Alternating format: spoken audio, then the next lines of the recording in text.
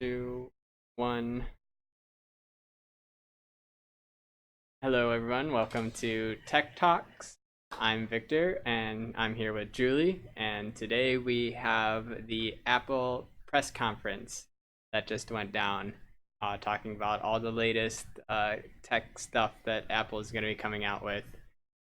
Mostly today, it's going to be primarily their phone and their um, like mobile devices, less of their laptops and desktops. They usually have that for a different conference. They give a date for the release of that phone. The phone, yep, they have release dates. Everything is within the month, actually.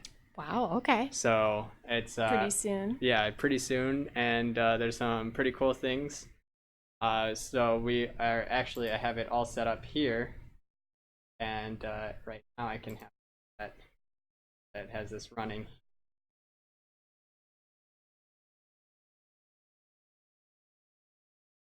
So starting off, Apple starts off with the App Store, actually. And the App Store, they are coming out with this new feature, the Apple Arcade. We talked about this a few months ago. The Apple Arcade is going to be like a singular library that you pay a monthly subscription for.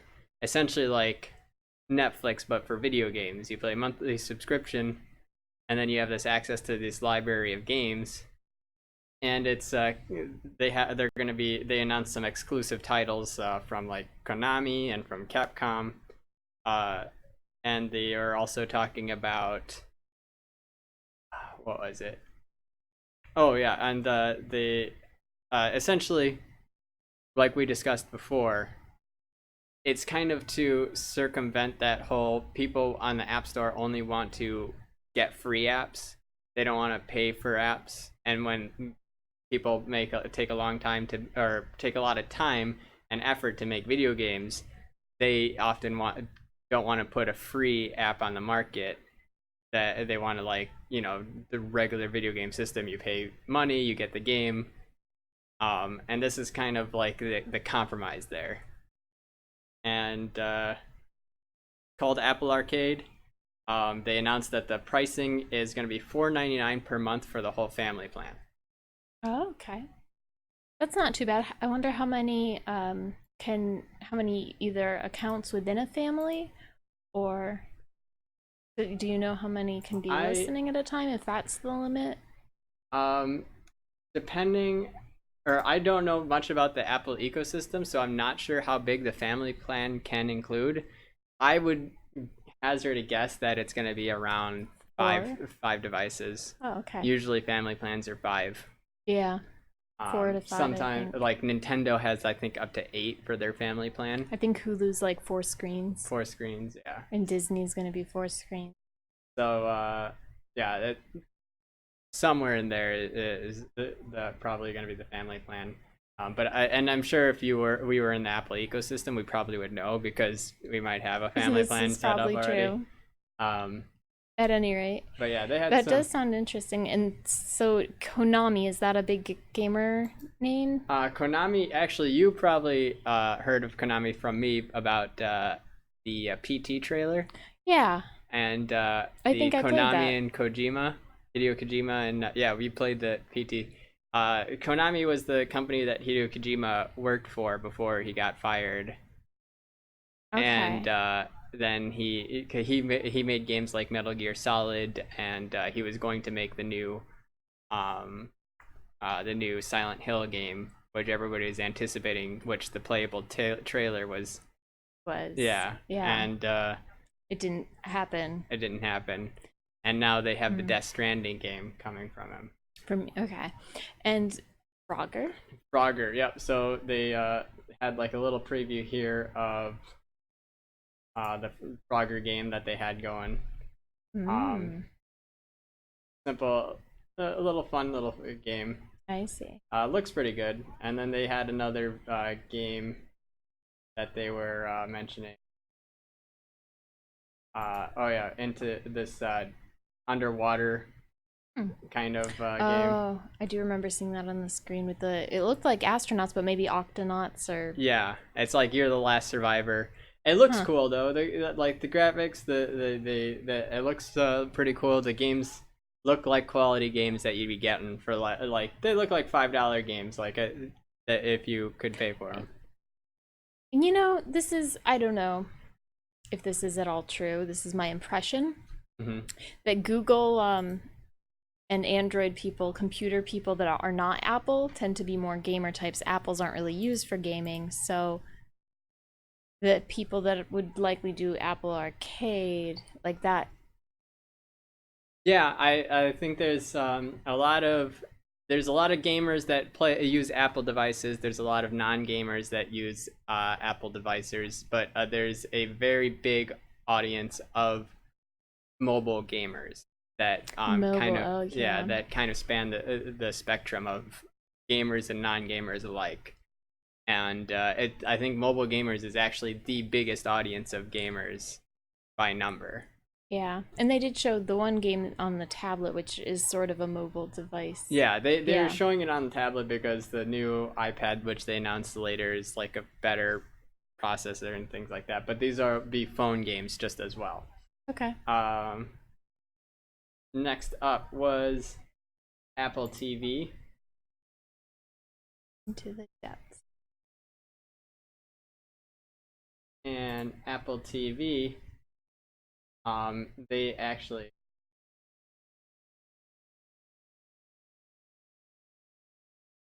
So Apple TV, they announced that it's going to be launching November 1st in 100 plus countries. Actually, they didn't. Oh, the Apple Arcade's coming September 19th, where they're going to get most of the games in 150 countries. Apple TV, that's going to be their streaming service that they have going. That they're going to have exclusive titles like The Morning Show with Steve Carell and Jennifer Aniston. They have Dickinson with Haley Steinfeld, like a young Emily Dickinson kind of story. And then they have this. We're going to be seeing a trailer for is a show called Sea with Jason Momoa, who's Aquaman, where about like a civilization that like all of humanity went blind, and Okay. now it's like they're back to like these tribal times, and it's pretty interesting. And this is the trailer for that, that I thought was pretty cool. Centuries from now, almost all humans have lost the ability to see. Some say sight was taken from them by God to heal the earth. For the few who remain, vision is only a myth. But after so many years, the power of sight has returned. What is it? Something's different. The children, they have the ability to see.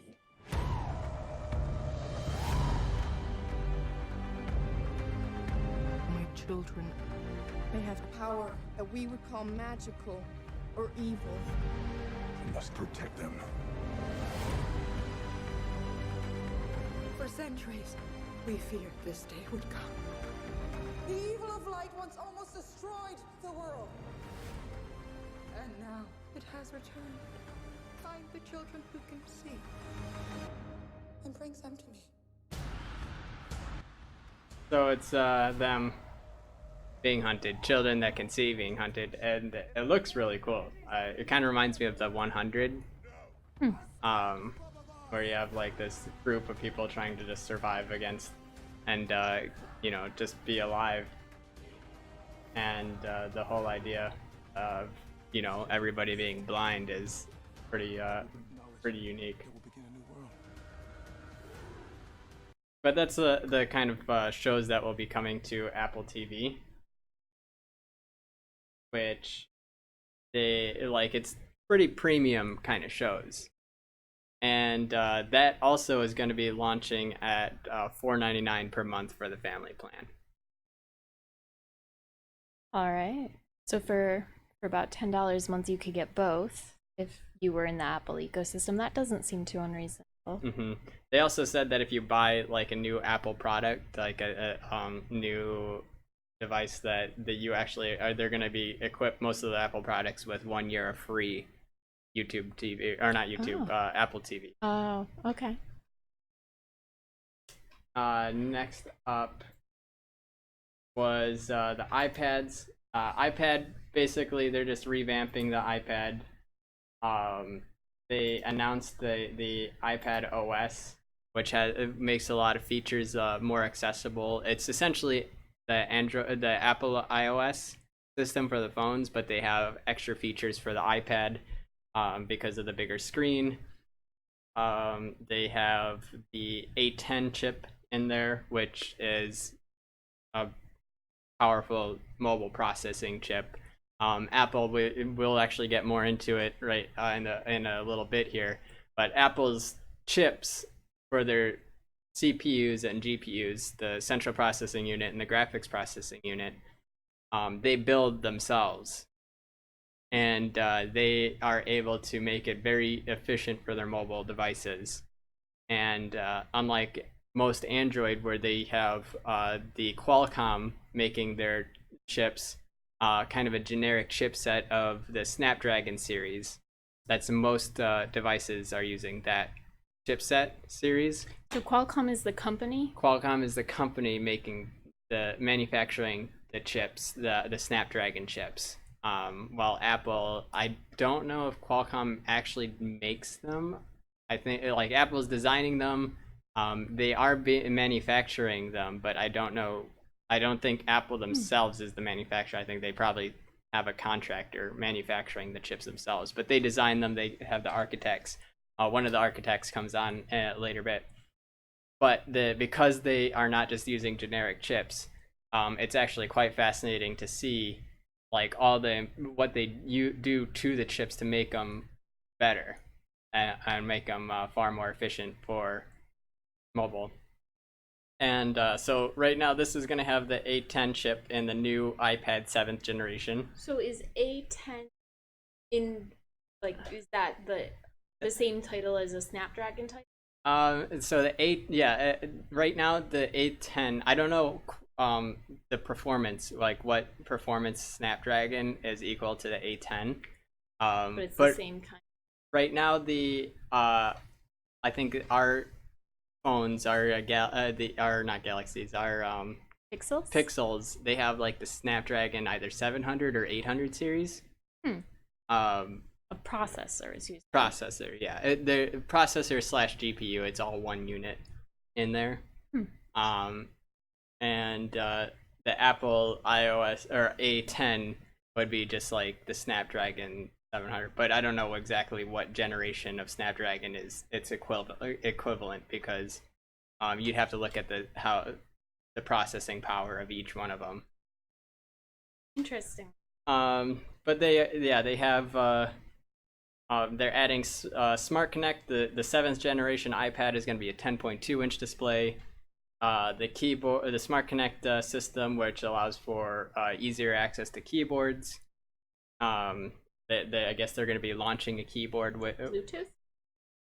Instead of I don't know if it uses Bluetooth. I'm pretty sure it does, but it's really the connection system that's unique, right? With Apple, if you want to pair anything to an Apple device, instead of going through the Bluetooth system, all you do is you tap it to the phone, and then it pairs. So it's like a near field. It's a near field for the connection, but then once the connection is set, then it's wireless. I think and it's range? Bluetooth. Yeah, it's like I think it uses Bluetooth, but it uses like that near field in order to create the connection instead of having to like search for it on Bluetooth. You just tap them together. That would be kind of nice because waiting for Bluetooth to connect and then sometimes it has difficulty. Yeah, it automatically links it just by like tapping them. That is together. convenient. Yeah, it's then same thing with it looks like they're adding that Smart Connect feature and they're coming out with a keyboard for it. There's multitasking in the operating system, the iPad OS. Like they have the slide over keyboard that you just see right there, where if you can bring the whole keyboard over to one side so you can use it one-handed, very useful. the slide over system which was shown earlier, where you have multiple apps, and if you just slide on the side of the iPad, it will actually open up like all of your previous apps, so that you can, and then you can even have like a half app on one side, half app on another side. Just regular multitasking things, but they just made it easier for the iPad. There's also a pencil that is going to be coming with it, or not coming with it, but a pencil that is an optional thing that you can get. New editing tools, new web tools. They say it's going to weighs about 1 pound, and it's Wow. going to be made out of 100% recycled aluminum. And it starts at $329, Doesn't. and for education customers, they said it starts at $299. That's, I mean, a lot, but that doesn't. No, it's not too terrible. I haven't bought a lot of technology to have reference, but I don't know. iPads are usually pretty expensive, so it's pretty interesting. So the Apple Watch, actually, they started off on a real emotional note, and I thought you might like this though, because kind of you'll see.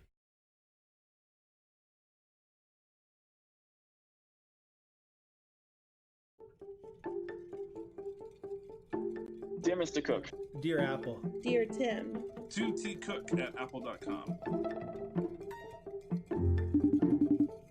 Hey, how you doing? Hi. Hey, good morning. Nice to meet you. Okay, hello. So, the run began as usual. I was 32 weeks pregnant. Getting ready to go to bed. The next morning I'd have notifications on my watch and my phone saying, Your heart rate is elevated. And I was like, huh. That's strange. And I run my EKG, and it says 220 beats. And I'm like, Something's not right. I told my husband, like, we need to go. He was like, well, I'm in the middle of cutting grass. I'm like, we need to go. And then suddenly I woke up to EMTs. Oh, this is my husband, Kyle. He's going out to cut the grass. When I fell, it automatically called 911, and then it calls my wife. When I think about what happened and what could have happened, Once we got to the hospital, they realized it was some sort of infection. My heart rate was spiking, and it was causing the baby's heart rate to get lower and lower. So, emergency C-section, and she was born. Had I not had surgery, it estimated that I would have had a heart attack within less than 12 months. I mean, like, I have goosebumps. I don't know if you can see them through, like, the camera. It's crazy. It's not something you think of, your watch Ugh. saving your life. Can you wave hi?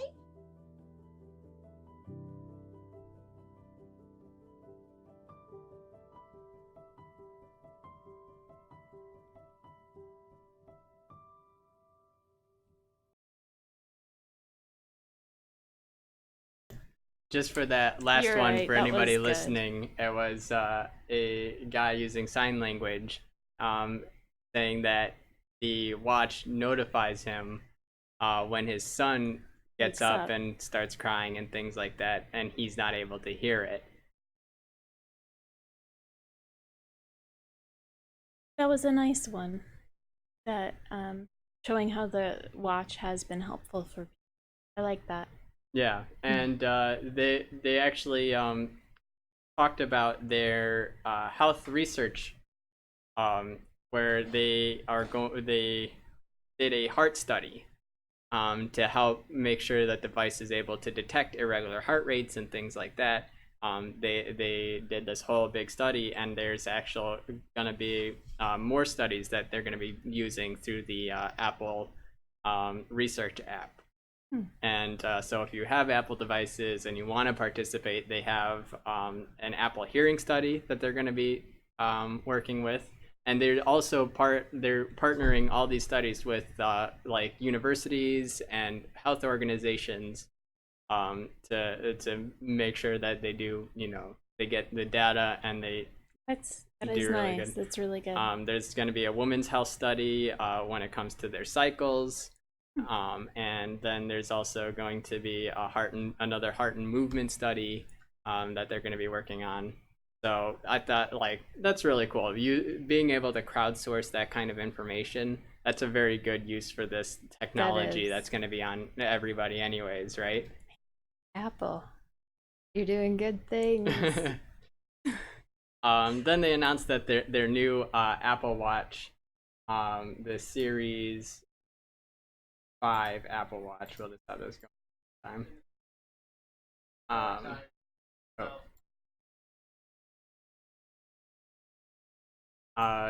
They are the Apple Watch Gen 5 series, that's going to have an always-on display, instead of the usual watches. They have been turning off the display to save battery, but now with the always-on display, they also still promise that it's going to have an 18-hour battery life.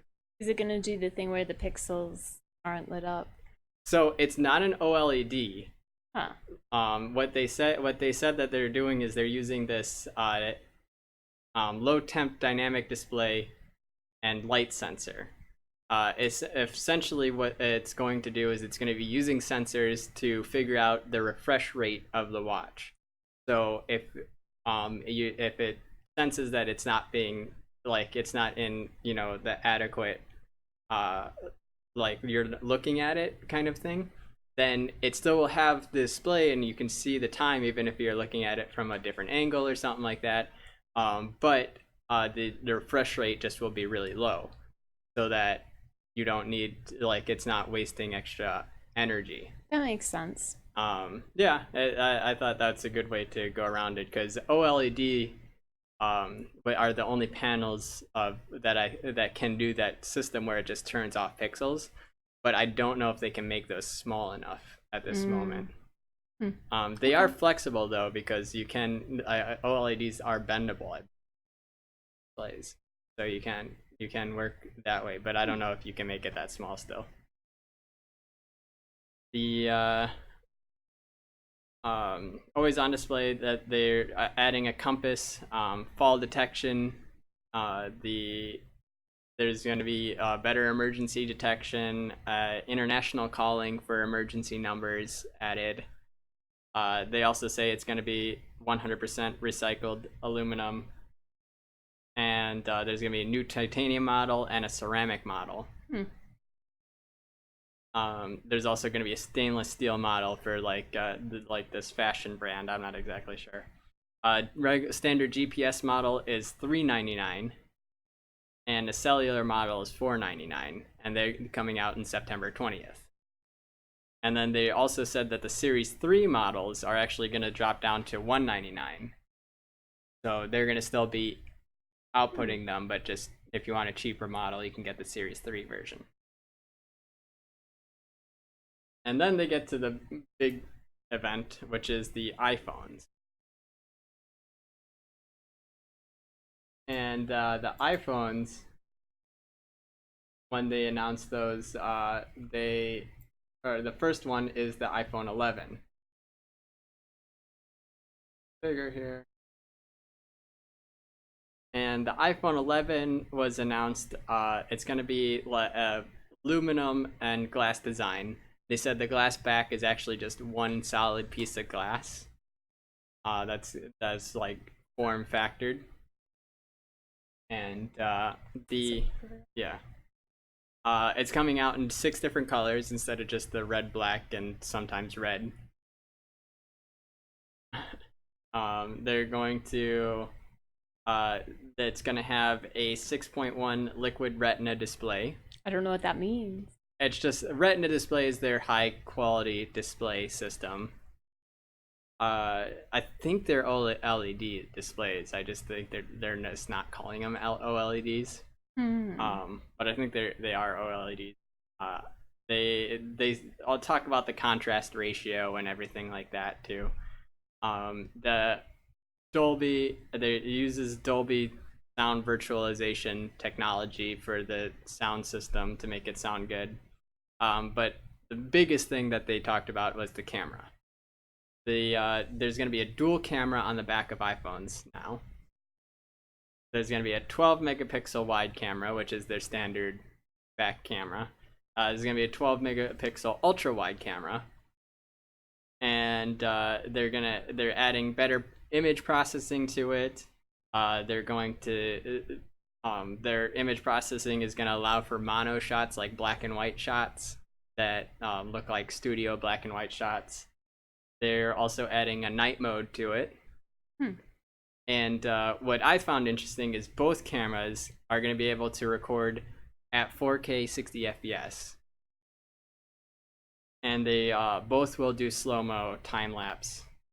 Both have the slow-mo and time-lapse systems. And you're able to use both of them while recording the same video, right? So you can switch between the cameras seamlessly.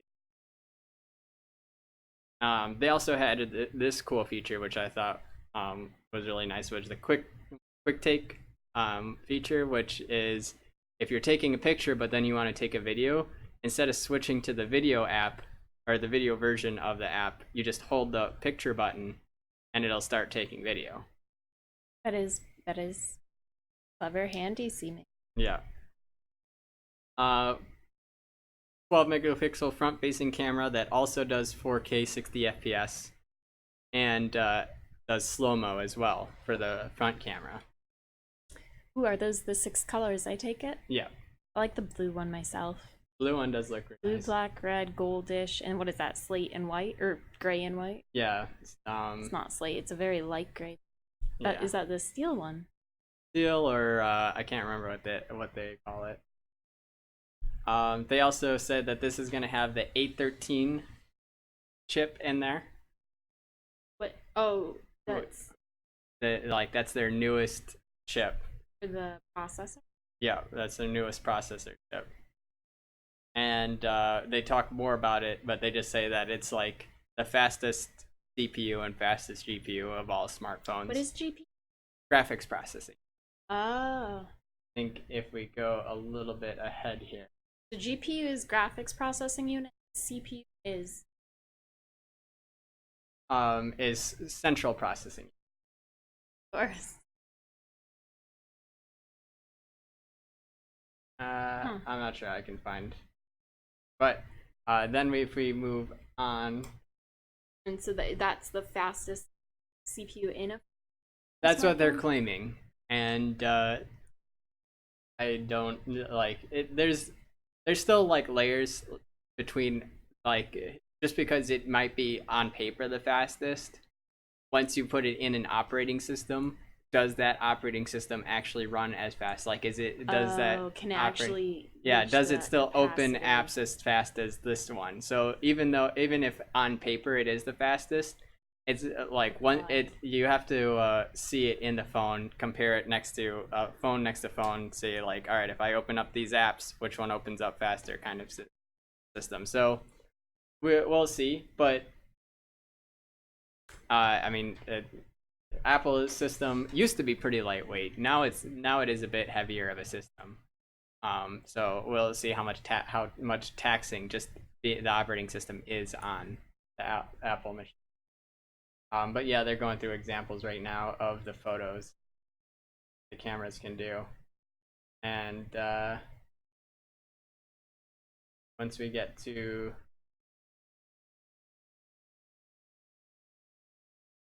iPhone 11 Pro model, that's where things get that's where it gets a lot more detailed.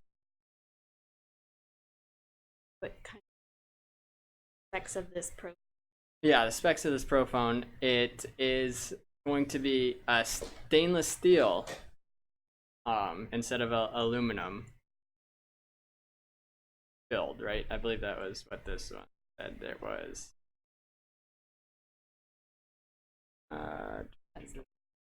Yeah, this is aluminum glass, and then this is going to be stainless steel glass.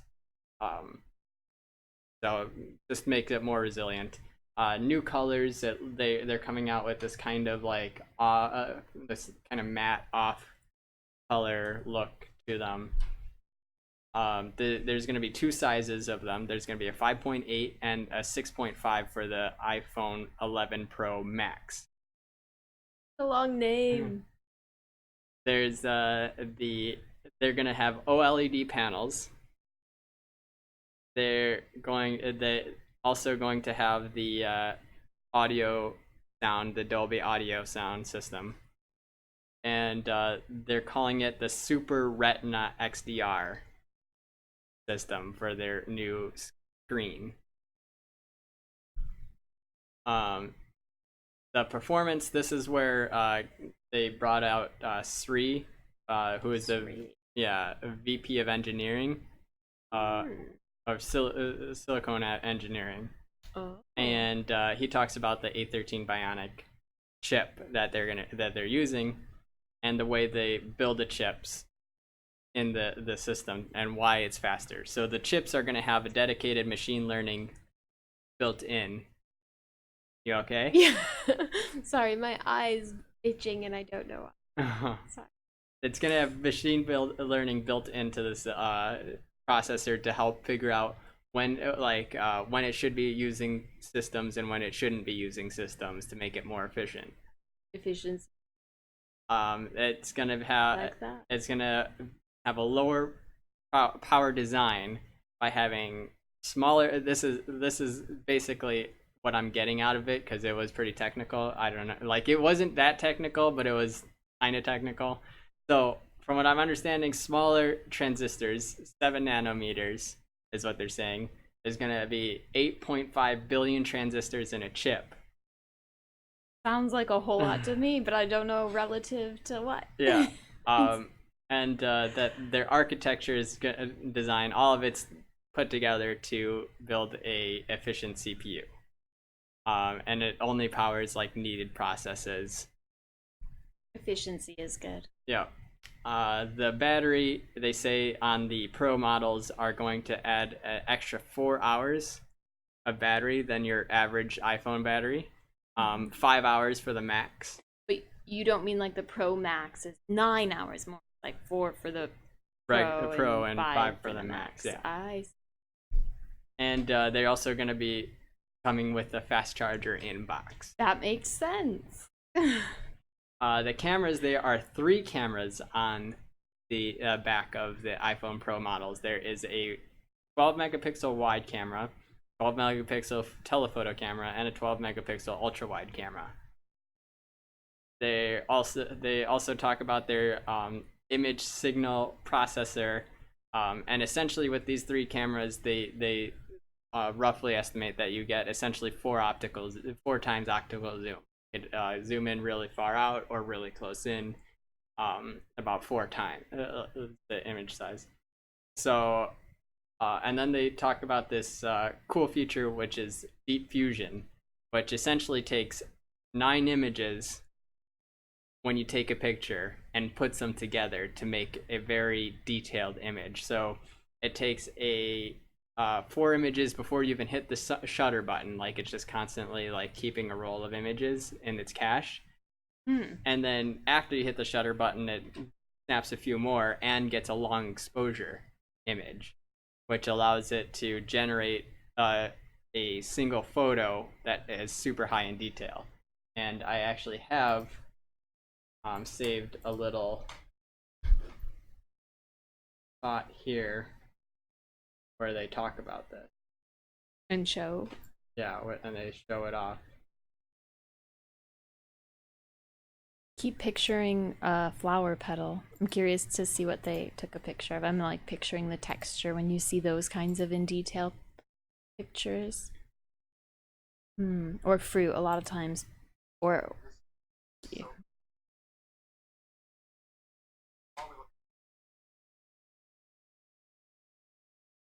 Using this deep fusion technology, and this kind of an image would not have been possible before. We use machine learning to take this photo in low to medium light, and it's unlike anything possible with an iPhone camera before. So what is it doing? How do we get an image like this? All right, you ready for this? What it does, it shoots 9 images.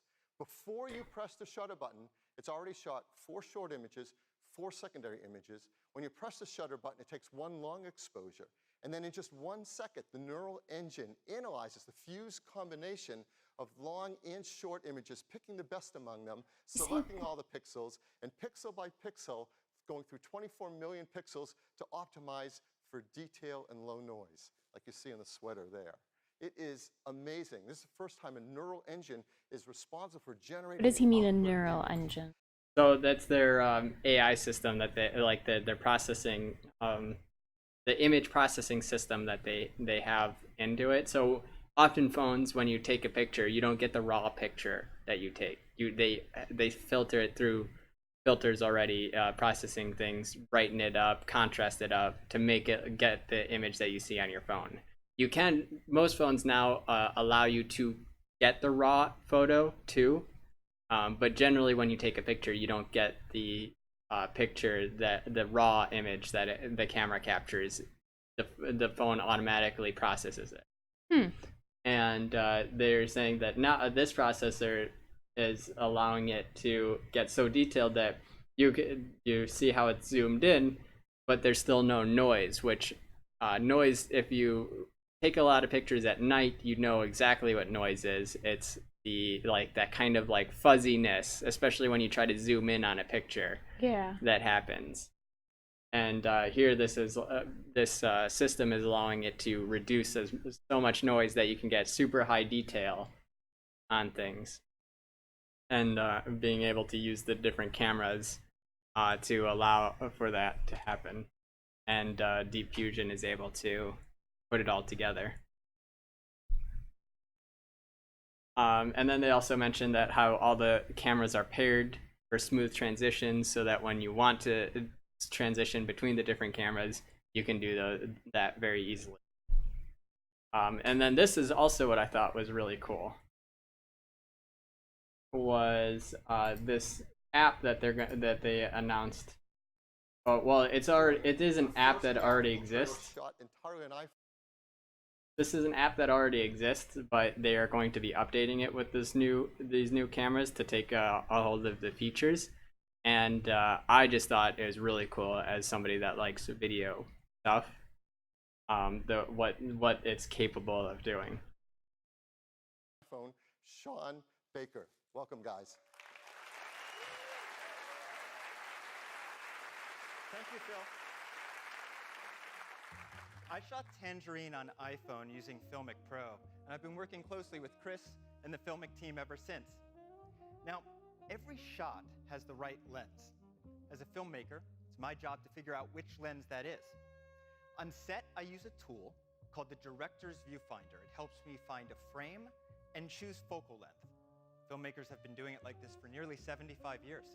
But what if you could use what we're all going to have in our pockets? We're delighted to preview the next version of Filmic Pro. It's going to move filmmaking forward. Let's take a look at the next generation of lens selection.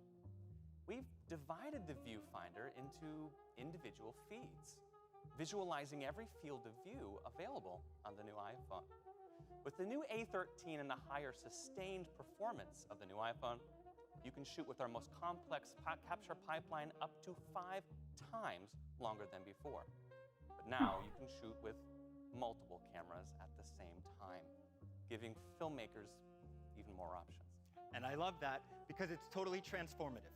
With 2 cameras rolling in Filmic Pro, I get twice as much coverage on the same take, reducing my number of takes and giving me more options in post. To facilitate that, we employ a compound overlay, representing the primary and secondary cameras. While both are being recorded simultaneously, I can focus in on my A cam to compose, or back out to see my widest field of view. I'm always excited when I see evolution in filmmaking style and craft, and this multicam feature will give me new creative options for covering scenes, such as how I would approach the traditional shot reverse shot. That's right, Sean. We can even couple this incredible ultra-wide camera with the front-facing camera. This enables me to capture the organic and intimate interaction between 2 individuals in one unbroken take with a single unobtrusive device. So I can literally take the audience and slap them right in the middle of a conversation. It's not only incredible for narrative storytelling, it will be wonderful for documentaries and journalism as well. The ability to record multiple videos, this amazing sustained performance, and this incredible ultra-wide lens, it's all in one device. It's going to change this industry. The Wow. all-new Filmic Pro will be available later this year, only in the App Store. Thank you. That is pretty impressive.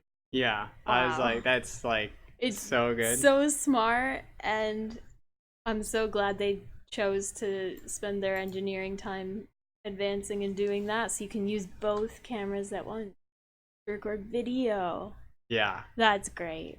All 4 cameras. Yeah, like Wow. just the multicam system, like being able to record like scenes and instead of having to do different shots for different cameras, you have one camera taking all the shots at the in same both time. directions. Yeah, like and that then right same thing with with the facing when conversation you're- stuff. It's a very Very cool smart. system, and I thought it was great.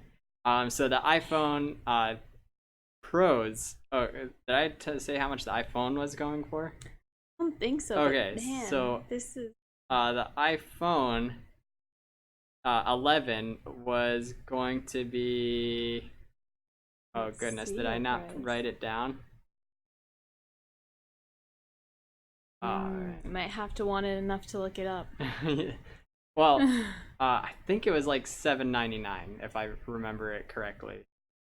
In that area for the iPhone. The iPhone Pros are going for $9.99 and $10.99 for the Pro and Pro Max. And then they said that the 8 and the XR are going to be dropping to $449 and $599 respectively. And then they talked about the Apple retail stores. They're going to be opening back up the Fifth Ave Apple store, their iconic store. In New York City. Yeah, in New York. And then they also said that they're going to be having a build your own Apple Watch station there so that you can build like with the different the different bands and things like that. You can have a mix and match and then just get your own custom one as you're walking out the door. And I think that's going to be coming to a lot of the retail spots. They also are going to be coming out with a recycling your own old iPhone as credit towards the new iPhone, and then they can recycle all the old iPhones, and monthly payment plans for iPhones as well. So that was the Apple press conference. What did you think? It kind of made me want an iPhone. That was pretty, like, the recording on multiple videos is really, really cool. And the picture taking, the 9 photo compilation, the one very detailed, that is cooler than even I guess I was picturing like they were going to use it in those microscopic kind of shots for that kind of detail, but I see what they mean, just detail, everyday life kind of pictures. Mm-hmm. And if that picture was from an iPhone and I don't know like what, if it's just because it's raw or what, but when they can take those and put them up on a billboard without it getting grainy, that's kind of. Yeah, it's like that picture looked really good. Even just watching it on a 1080p monitor, like it just looked really good. And it will be interesting to see once it comes out what people achieve with it. Yeah, yeah, that'll be interesting. The average person, because there's always there's a funny image. That video where they were talking about their new their app, and they were showing just like them using just an iPhone with no devices outside of a tripod.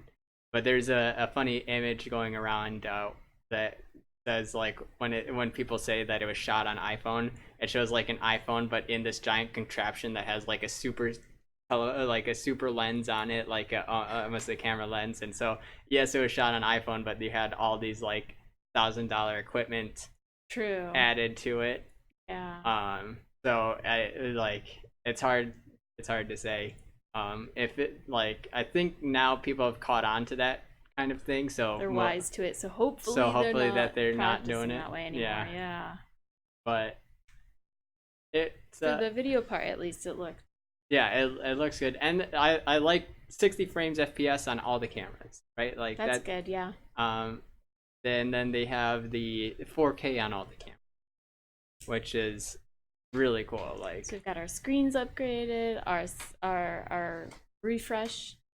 yeah, the refresh rate. Well, good. actually, they didn't say the refresh rate on and on the iPhones, so I assume, At least good graphics cards, Yeah. it sounds like, and a good processor.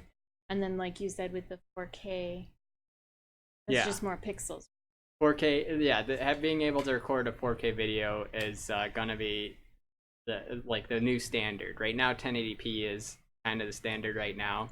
Most people don't have 4K TVs or laptops or things to watch 4K stuff on, but most phones are able to record at least on one of their cameras 4K 30 FPS.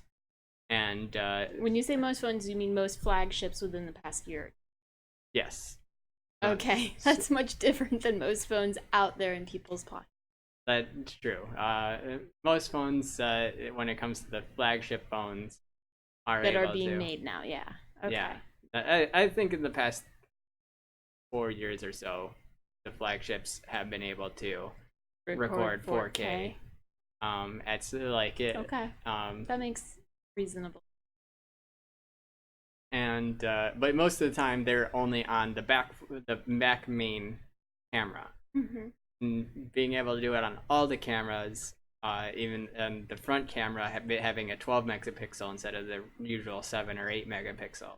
The watch also. Sorry, I just remembered the watch. The watch that was also really cool, and their little heart yanking video was good.